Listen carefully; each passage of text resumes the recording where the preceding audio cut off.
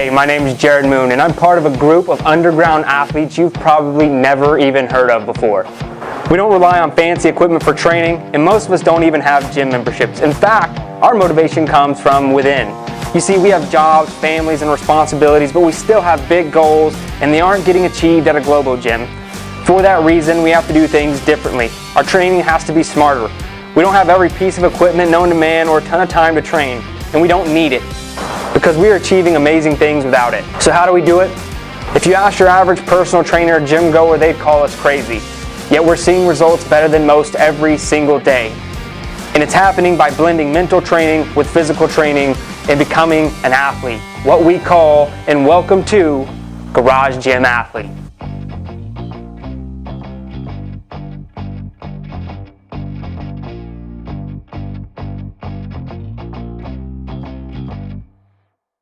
All right, ladies and gentlemen, welcome to the Garage Gym Athlete podcast. My name is Jared Moon. With me is Joe Courtney. What's up, Joe? Hello. And then we have perhaps the coolest name we've had on the podcast so far, Steve Kane. What's up, Steve? Not a lot. Good morning. And my son has an even cooler name. I've got a Titus Kane, which is totally legit. That is very awesome. Legit.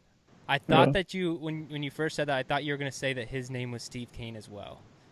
Oh, nice. No, it's not. The second. No juniors. Junior. All right, man, so you've been around Into 3 Fitness for a long time. We've been in talks before a lot of the what's going on now was even going on. Yeah. Which is awesome. So I'm pumped to have you on the show today. So just give me and everyone else some background, man. Who you are, what you do, and how you train. Sure. Yeah, and I actually was thinking about as I was putting this together. When I started putting my garage gym together, that's how I found you. Actually, was the DIY portion of your site. So I was like, hey, I need one of these plyo boxes, and Rogue wants $150 for them. I don't want to pay for that. I want to build one of these. So that's all the way back, I think, to 2011 is when I started working on my gym. So again, Jared, thanks for having me on the show. Really appreciate it. I'm a big fan of your site and the programs and the podcast as well too. So I've kind of hit all the buckets. I think you'd call me a super fan or a true fan, whatever that is. But I appreciate it. So yeah, it's been great. So I live in Omaha.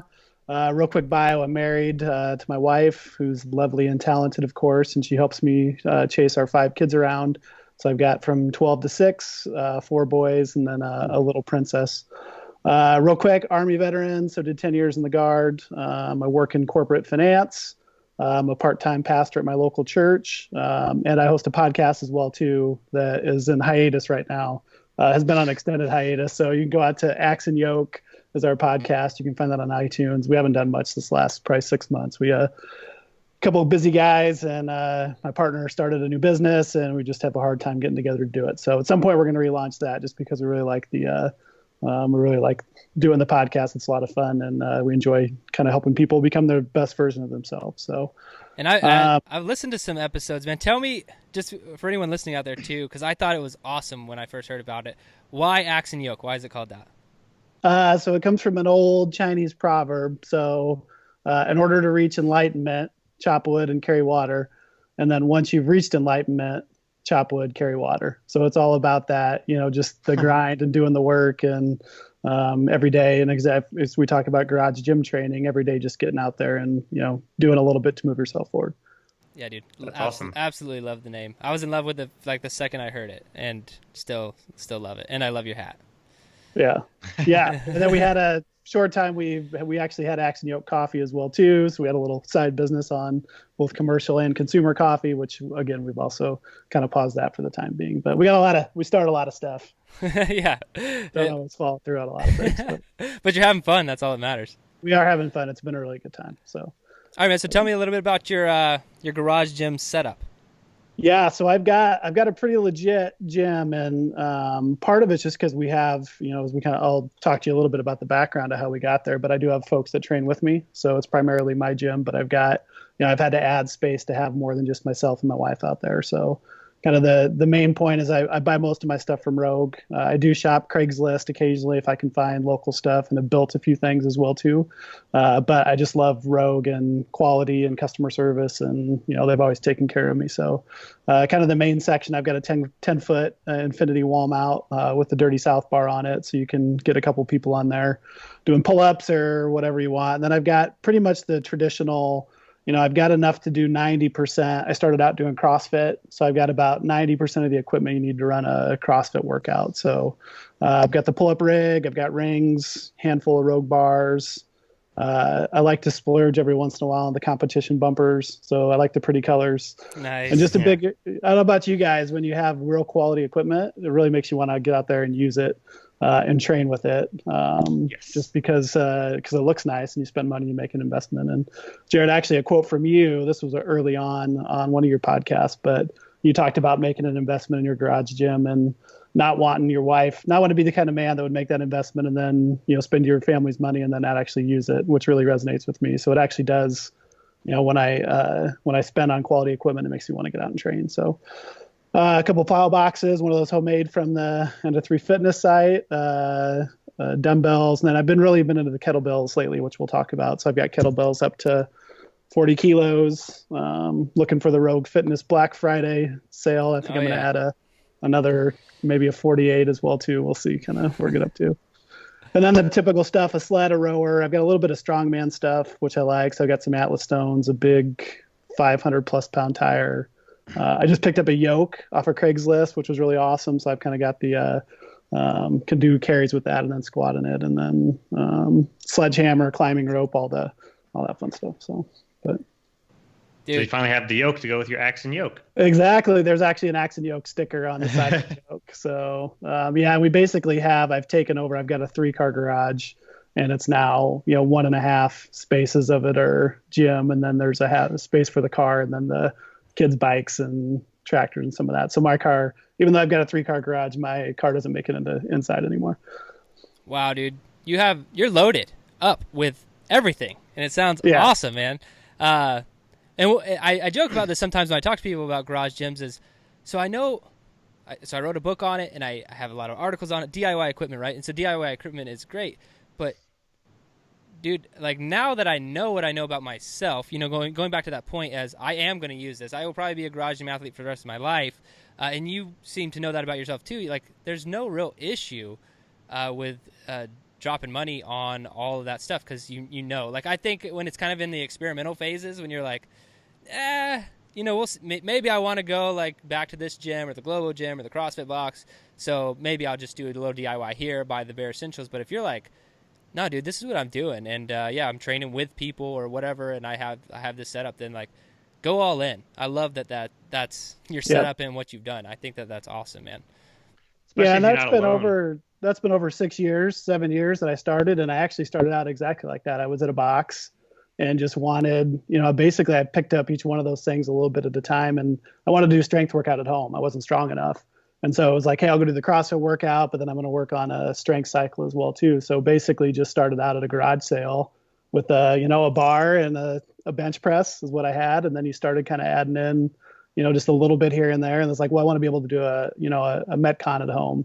So then you get a rope and you get an ab mat, and then, then you pick up one kettlebell. And then for me, I got to the point where I was at a point where it's like, hey, you know what? I could really do all this at my house. And, right. The box we were going to, I won't get into that, but my wife at the time, kind of what happened is she was working out at another gym that closed. I was like, well, hey, I've got enough stuff to do most of the stuff. And so then it was like, why don't I'll cancel my membership. And, I look at it, I put that $200 a month back into the garage. It's all my stuff. I've got it all right there. And, it's just a better way to train, I think. And you mentioned, that's what I was gonna say, go ahead. As a couple, like we were paying when we were living in Arlington, a CrossFit gym there are really expensive. They're, as a couple, $300 to $350 a month. And right there, that's at least a barbell, like a month. Every so month, if you just take like 3 months and put it toward do some body weight workout for a little while, and and then just slowly accumulate. So now I'm on that, looking out for, hopefully Rogue will have a sale at some point. I don't know if they really do good Black Friday stuff, but yeah. Well, they used to do, I hope they do this year, the 5 items for $5 shipping. Yeah. And so that's like on the kettlebells, that's a really great deal because the stuff I have in my cart now, I got to do LTL and it's $200 just to ship what I want. So I'm hoping that drops off of there.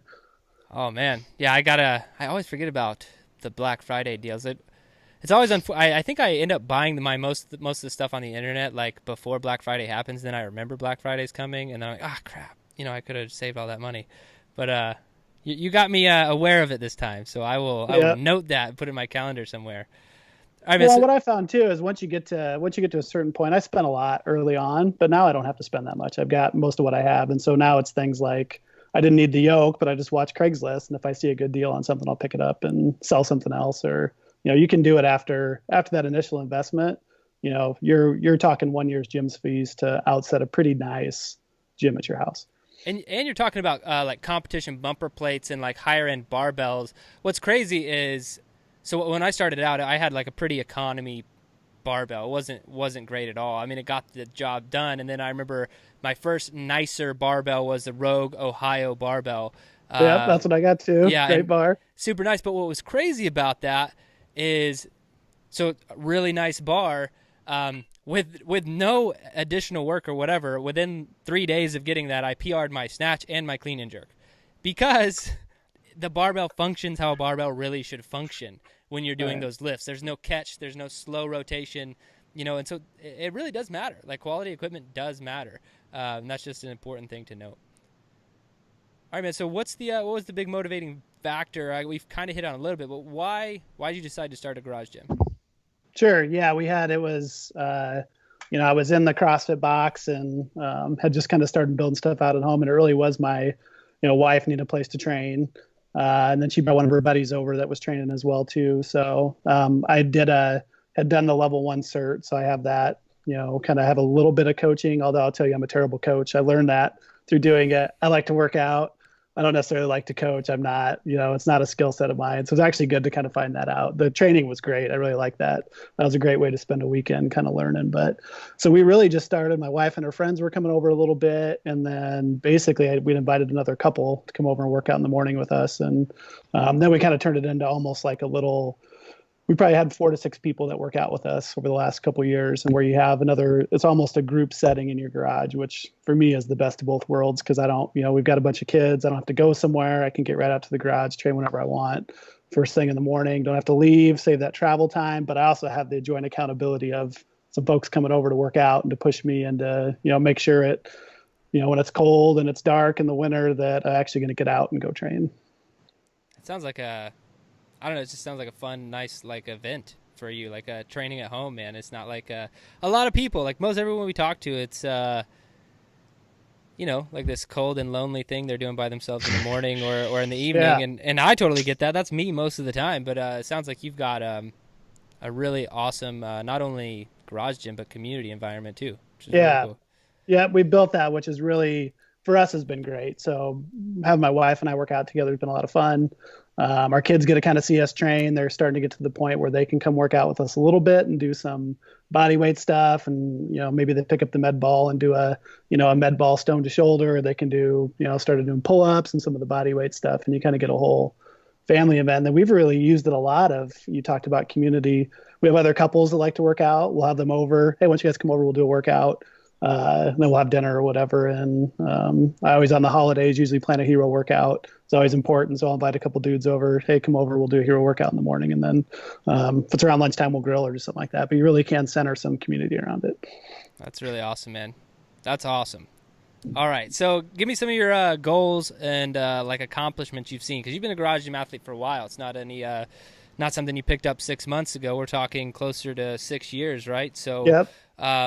What have you been able to achieve with training at home? Sure. Well, my main goal, I kept it real simple. So I've got 4 boys. My goal is to be able to physically dominate them as long as I possibly can. So, and I figured training, being strong, being fit is going to help me to do that. So, and actually that's really good. And we'll talk about this a little bit, but when you get focused on what your goals are, that's actually helped me to stay focused on. I've got kind of a bias towards, I like the strength work. Mm-hmm. More than I like conditioning work. So if I'm kind of left to my own devices, I'll just go out and I'll squat and I'll bench and I'll deadlift and I'll press, and that'll be all that I'll do. And I'll swing the kettlebells. So, which is great. But then I get, I'll naturally kind of start getting bulky. I'll get, I'll start looking like a power lifter, and that's great. But I don't need to, squat 400 pounds and deadlift 500 pounds. That's really not, that's fine. That's great if that's your thing, but that doesn't help me with longevity. So it's really, for me, is trying to stay balanced and try and stay fit. So as far as accomplishments, honestly, I'd say, I'm 41 now. So what I'm always looking at is I've got some younger folks that come train with me. So I'll get some, either the college guys from church or some of these couples that work out with us are kind of in their late 20s.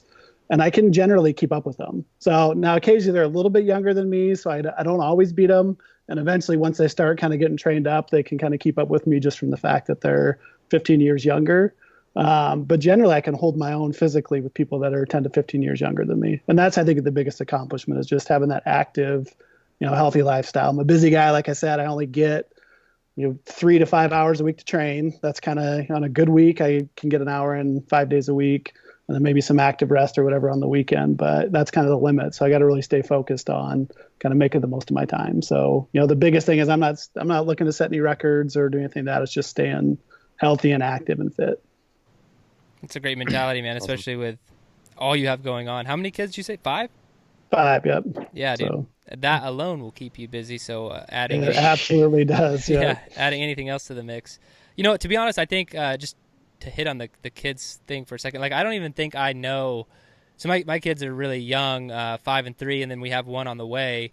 I don't even really know busy yet because we're not like deep into the school age where like there's soccer practice, for 2 different kids and like a piano for someone else. I think that's when it gets like really, really crazy. How are you juggling all of that? Because I'm assuming you have some of that going on. Yeah. We try and manage it. So with 5, you have to start making some trade-offs. So, and we did basketball one summer or one winter, and it was just too much to take them everywhere. So we do taekwondo. All 5 of the kids are in taekwondo because they all go the same night. Would I pick that? Probably not. I didn't grow up in the martial arts. That wasn't my favorite, but just from convenience, they go together, they go at the same time. We get a family rate. We can all be together as a family, as opposed to the winter we did basketball. I mean, Eric and I were driving all over the place, and it was like, hey, we don't want this. This isn't, basketball's fine. It'd be great if they learn it, but as a family, we don't want to be kind of running around crazy. So we've had to limit and just say no to some things, honestly, and try, and that's kind of the, I view that as my job as the CEO of the family, to say no to stuff, and so we can say yes to other things. And so that's been one that we've done. I will say Taekwondo is probably pretty good it's a pretty good foundation for kids and fitness, because it works all the coordination for the whole parts of the body, so that when they go to another sport, they're like, oh, I'm not as uncoordinated, falling all over the place. I know how to move my body side to side or do whatever because I've done that. That's same with gymnastics. Yep. Yeah, and they get some self-defense, and they get somebody else yelling at them besides me too. So it's a good overall good thing. Go. So yeah, so we've had to say no to some stuff that we want to do, and I'd love them to play basketball, and it's just one of those things that it's not going to work for us. So. All right, man. So what were you doing? I think I know the answer, but what were you doing before you were a garage gym athlete? Yeah, so I had when I was played football in high school. So before I kind of did the high school football workout. A lot of bench, a lot of curls, and then half squats, and maybe a little bit of running. So when I deployed in 2006. I trained to run a marathon, and then I really spent a lot of time. We had a lot of free time. We worked. Anybody that's been deployed knows you may work 70 hours a week, but you've still got another 30 hours a week with nothing else to do. So you go work out. So we worked out and ran a lot. So, and then honestly, I came back, got out of shape. So I got in really good shape. I was deployed, and then came back and had a couple more kids, and we had 3 in 15 months. We had Elliot right when I got home, and then we had the twins, 15 months after him. So we, really had a lot of kids there. That's a nice just kind of, yeah, God. Kind of got out of the habit and just kind of fell back into life. And it's easy to be busy and eat poorly and to not train. So, it's funny. I was thinking about it. It's like, what I got back into? It was P90X. I bought the DVDs. This was probably 2010. And it's like, I need to do something at home. I don't have time to go to a gym. And so we did that for a cycle, and that kind of got me back into, all right, I like training. And this was about the time CrossFit was really getting big, and they opened one right by my work. So it was literally in the parking lot. So it's like, hey, we have no excuse not to do it. So a group of us would go over lunch and take a little bit longer lunch, or go early in the morning and work out. So, so then it's just been I draw it for you. It's the typical kind of peak and valley wave, but everybody goes through that CrossFit wave of they get really excited, they love it, they talk about it to everybody all the time and get really annoying. Then they get hurt, and then they hate it, and they go back to this trough, and then everybody comes through this end of it of, hey, there's some really good things about intensity and pushing yourself, and then that coupled with a linear progression that's actually smartly done is, I think kind of probably the holy grail. Well, that's what I think when you first hear of CrossFit, you kind of think, even I fell prey to it a little bit, is you think that there's like, because you've never trained that way, there's like some sort of magic to it, right? Like, for lack of a better word, you don't actually think it's magical. You're just like, oh no, well maybe, constantly varied function of movement performed at high intensity is the answer to all of my problems. And just like, well, no, you still got to plan some things out and, make sure you're not getting weak in one area or whatever. And there's just still a lot that goes with it, even though CrossFit is great. All of their intentions is great. You've been through the level 1, I've been through the level 1. I think that's a phenomenal course. I really think that every, like garage gym athlete wise, I think that everyone should go through that. Just to get like a really solid understanding of basic movements like the air squat and deadlift and Olympic lifts. So if you got an extra $1,000 and can, go through the course and you don't plan on using it at all, I still think it would be worth your time. Anyone out there listening, I think it'd be worth your time to go through. Yeah, I agree. And people have had this conversation before, but I mean, CrossFit is great. It's a great intro, and I learned so much about even just the intensity factor of, I did not train hard enough before. Right. And then you realize that after you do something like, a Fran or a hero workout and you just get absolutely crushed, it's like, hey, there's another level here that I'm missing. If I just stop when I start to get a little bit tired, I'm missing this whole, range of continuum. So it's, I've tried to incorporate a little bit of that in my training. So you still have those tests, but that also it can't be game day every day, and you can't be in season 52 weeks a year either, because that'll, for most people will beat you down and just get hurt. So yeah, just because there's this other thing in there in the middle called life that kind of wears you down in and of itself, right. And so we're not professional athletes, so it's hard to bring that level of intensity at all times. So you made that transition, man. How do you like training in your garage? You've been doing it for a long time, so how do you like doing it? Yeah, I love it. I wouldn't trade for anybody, and I've even I've gotten a few other folks started on, hey, here's kind of if you want to do it, here's how you get started. But, I just love the fact that there's no excuses. I don't have to go anywhere. It doesn't cost me anything. I got all the stuff I need.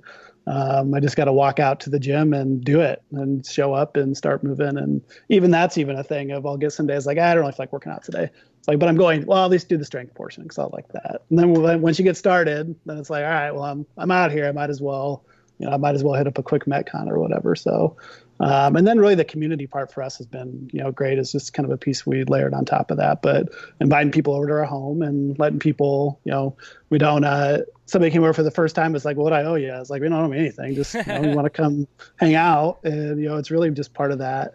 The Art of Manliness guys had these, it's not in your region now, the F3 Nation guys have kind of built that. I'd never heard of them till they were on Art of Manliness, but they've kind of built that around, just having a group where you can go and you show up and you work hard and you push each other. And, you just build that community. For us has been some of the one couple we've had has been with us for the last probably 4 years. And you get to know somebody really good when you spend a lot of time kind of working out on them. So it's been a nice, you kind of build relationship as well too, which I think we're all looking for. But yeah, you learn a lot about a person, another human being in training. So that's, especially if it's hard training. Yeah, and I need a little bit of that too. If I'm by myself, I'll still work out, but I just don't push myself. I'm generally lazy. And so if I can get away with just doing something that I'm comfortable with, that's what I'll do. And so for me, I've got to program workouts for everybody to make sure that we're, that I'm pushing those guys. And that, it makes me up my game a little bit on just doing the work and putting the right training in. And one thing that you hit on is one thing I just want to reiterate, because it's so true. So when you have a garage gym, it's like, it's hard. You would think it's hard to come up with an excuse to not work out, right? You could be like, well, once I have a garage gym, it's 15 feet from like wherever, you'll always be able to do it. But there might be the time that the things that were not hurdles before becomes hurdles. Like, well, I have to change clothes and I have to get out there. And, you start thinking these things in your head. But what you said about just get out there and just do some portion of it. If anyone listening ever has any struggle or hard time getting out to your garage gym and you are a garage gym athlete, do exactly what Steve just said. Get out there and just tell yourself, you're lying to yourself, by the way, but just tell yourself you're going to go do 20 kettlebell swings and get out. And once you get out there, you're going to be like, you'll do the 20 kettlebell swings, the blood will be going, a couple endorphins will fire off, and you'll be like, All right. Yeah, like I'll do a little bit more and then you can just get into it. So lie to yourself, get that micro commitment and just do a little bit more. I love that, man. Yeah, keep the bar low. We talked about that on the Accent Yoke. So make the bar so low that it's really easy to step over, and you'll generally do more. Yeah. I mean, what's the hardest workout you've ever done? Mentally, I would say it was doing a marathon. That was rough, just training for that. I'm not a runner, don't like running, but it was also mentally strong. The hardest physically was the sevens. I've never done that one before, but that was brutal. I did an RX too, which is a time. Those hero wads I like to, if I can, to do them RX, even if it means that it's going to take me longer. And that one I was not, like, I could do 1 round RX and it was just it was brutal. So that one beat me down. That one is very, very brutal. And a marathon is also mentally brutal. Yes, exactly. Yeah, and maybe I think it's good mentally, because after you do that, it's like, hey, you can, and a lot of it you get in what you put out of it. If you train for it and you do the work, it's not so bad. If you don't do the work, it's, as you know from doing one untrained. Without having done the work, yeah. You can still do it. So it's good mentally, right? Yeah. But it also is not ideal either. That's all it's good for. It's not anything good for your body at all when you haven't trained for it. But it does teach you, it's like, hey, I can finish this workout. I ran 26 miles. Yeah, so. it sets your mental threshold a little bit higher. You know you're capable of more now. And that's what I had this conversation on my podcast with Kelly Starrett, and he was talking about for most Americans, the 5K is this big, intimidating thing, and not taking a shot at the fact that is a big, intimidating thing. Just the fact that most everyone right now could go do a 5K, and we're not talking about being competitive. We're not talking about having to run without stopping. We're saying if your life depended on it, could you go 5,000 meters today? And it's like, oh, of course I could. And so if everyone would just go do something like that, their mental threshold, their mental benchmark would be increased, and then they'd be so much more confident in their physical ability later on. So the marathon is like that on steroids, I guess. But yeah. Yeah, my 9-year-old did a 5K, so. No excuses. Yeah. All right, man. In your opinion, what's the best activity for building mental toughness? You know what I think? If I had to pick one, I really like a fast. I think a fast is really good for mental toughness. And I think it's got to be longer than 24 hours. And I've read this, so I'm not a doctor, and I've actually never finished the full 72 hours, but I've done 64, 66, and 68. Eventually I'll get to 72. So I think it needs to be at least 48 hours. And there's two things. One, you really learn a lot of your hunger signals are just signals. They're just that. And so what I found is that I get hungry at 11:30. And then I'm not hungry at 12:30, no matter how much I eat, little or a lot. So you get these days sometimes you're like, well, I'm starving. If I need to eat more because I'm starving, you're really not. You might be thirsty. You might just be hungry mentally. So for me, and you only really find that out if you go longer than that one meal. So if you can do a 48-hour fast, you get through that cycle twice, where then it's like, okay, it's dinner time again. Mentally, I know I didn't have lunch. I should be really, really hungry. By 6:30, you're not going to be hungry anymore. It's just, part of it's just the fact that it's dinner time. You're conditioned, you smell the foods. But so it does two things. A, it's a really tough mental exercise because there's so much in our life that revolves around food. But it also gives you that, I can skip a meal. I'm not going to die. 30 minutes from now, I won't be hungry anymore. And so if I'm at the airport or I'm traveling or I'm in a spot where I can't eat how I want to, there always is the option of, hey, you just don't have to eat and you'll be fine. I like that, man, especially the length of time you gave. Because 48 hours, anything 72, those are some serious serious fasting times, and I would challenge people out there to do it. Maybe start with like an intermittent fasting type approach, like a 16-hour fast with 8-hour eating window. See how that feels. Because I know when I first started doing that, I have done some of the longer fasts, but when I just first started experimenting with intermittent fasting, that was my first ever really fasting at all, and it was very challenging, just 16 hours without eating, because I would get to that morning time frame, and I remember it would, I think it was 11 a.m. is when I'd start eating again, and I would just be like starving, but that only lasted for like 2 or 3 days, and then I realized that what you're saying is just like, oh no, I'm not actually that hungry. That's just like, I'm fine. I think. Yeah, and I've trained on a almost 72-hour fast. It doesn't matter. Well, if I don't get my pre-workout or my protein shake, it'll be fine. Your body's remarkably durable. Yeah, you're human. Like we can put up with a lot these bodies, more than people realize. All right, man, if you could only have one piece of equipment to train with for the rest of your life, what would it be? You know, when you ask this on your podcast, I would always answer barbell, barbell, barbell all the time until recently. So I got hurt. I hurt my back, a combination of deadlifts and cleans or something, tight hamstrings and, the typical office worker of sitting a lot and riding in a car a lot. So coming after that, I was like, hey, I really need to address this. And so I've spent some time on some mobility and really kind of cleaning up the core and really have done a lot with kettlebells. So now after, I did 6 months with no barbell and just kettlebells only, I've really come to appreciate the level of fitness you can get with a kettlebell, that it just does not beat you up at all. Like, I feel like I'm in just as good of a shape. I still love the barbell. I've been getting back into doing that again now that I'm kind of healed up and the core feels better. But if I just had one piece for the rest of my life, I'd pick a kettlebell. I love it, man. I'm a big kettlebell fan myself, having done a lot of programming experimentation over the last year and a half with kettlebell training. It's good stuff. Yeah. All right, Joe, I'm going to let you ask the genie question before we ask the final advice question. Go ahead. All right. So if you had someone gave you a genie's lamp and you gave it a rub and he came out and said, I'll grant you one wish for your garage gym, what would it be for that piece of equipment? Oh, the one piece I don't have today. Man, I want a prowler. Would I go with the prowler? The only thing I really don't have is a prowler and a GHD, but I don't really have room for a GHD. Takes up so much spot and you just don't use it a lot. I'd probably go with the prowler. Or you know what? I'd probably go with the heater and an air conditioner. What I do is that's probably what I do, to be honest. That works. I was wondering what you're gonna say, because you're already stacked in the garage gym space. I was like, I wonder what it would be, a prowler. But yeah, do you have a space to push the prowler? Yeah. Okay. Yeah. That was always a nice flat long driveway. That was always my problem. Like wherever, because I've just moved a ton over the last 5 years, and so it's like sometimes I'm in a place where like prowler's awesome. This is a great place to have it. And then other times I'm like, this doesn't really work. I like have to load it in my car and like go somewhere, and that's sucks. Yeah. All right, man. So, the question of the Garage Gym Athlete Show: what is the best advice you have for garage gym athletes out there? Yeah, I would say, and I think this would be to all, not just garage gym folks, but know your why. I think that's the most important lesson that I've learned as I've matured. Is everything really starts from knowing your why. And I'm a big believer now in having tried a lot of different programs and worked through a lot of stuff.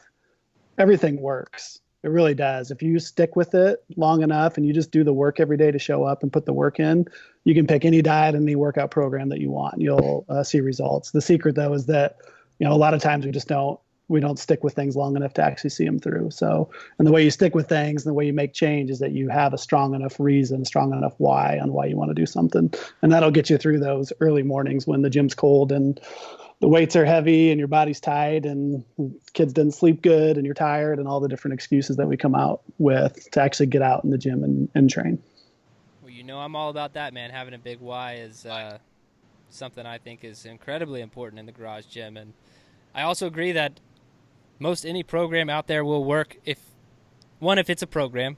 I would say for like if you just wanted to sweat, burn calories, and be in like mediocre shape, you could cherry pick random workouts and be fine. Like that would work. But on the program side of things, there's very rarely like I don't know where it came. Like I'm sure it's internet marketers in the 90s or something ruined the people's brains when it comes to things. But if there's a pretty like well-established coach who put out a 4, 6, 8, 12-week program, I don't care who they are. Even if they like a competitor of my business, I'm still going to say that their program more than likely works. It's just there's only one factor that really makes it really work, and that's you doing each and every single thing that they said do. And that is the hardest part in being a garage gym athlete sometimes. Right, and actually doing the program they wrote and not. I was just looking at Dan John's got a 10,000 kettlebell 20-day workout, which I think I'm going to do for my next little 4-week here before the holidays. And he talked about how people walk into the Sistine Chapel and say, oh, you should have painted it blue. But as soon as you put out a program, everybody's like, well, I like that program, but I'm going to add this and change this and do this different thing. So actually following the program. So, and, Jared, I've done a couple of years. You've got real good programming. So, yours are obviously, quality programs to start. But, man, the thing is just getting out there and doing it. Yeah, man, I appreciate that. And that's true. Having put out a lot of programs that are a lot of people come in and tell you how to tweak it, change it, make it better, make it fit them. But in the end, it's only matters what you're going to do and what you're going to stick with. All right, Steve. Absolutely. It has been a blast having you on the podcast, man. It's been a great time catching up with you and hearing your story. You got me all pumped up too. I think I want to go spend a bunch of money on making my garage gym better, and invite some more friends over. I just love the whole space you got in the atmosphere. It sounds really awesome, man. And I really appreciate your time. Yep. Hey, thanks for having me on. Your site's great. I appreciate all I've learned from you, and you've definitely been a mentor for me as I've gotten started kind of in this garage gym space. So congrats on all the success. It's been fun watching. Thanks, man.